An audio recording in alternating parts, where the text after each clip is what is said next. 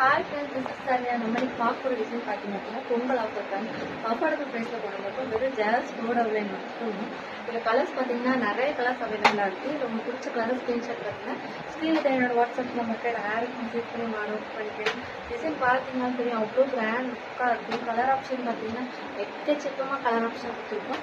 இதில் உங்களுக்கு பிடிச்ச கலர் உடனே ஸ்க்ரீன்ஷாட் பண்ணிக்கிறேன். ஏன்னா ஒவ்வொரு டிசைன் பார்த்தீங்கன்னா அவ்வளோ கிராண்ட் லுக்காக கொடுத்துருக்கோம். வெறும் ப்ரைஸ் வந்து ஜெஸ்ட் போர்டு அவைல் கொடுத்துருக்கோம்.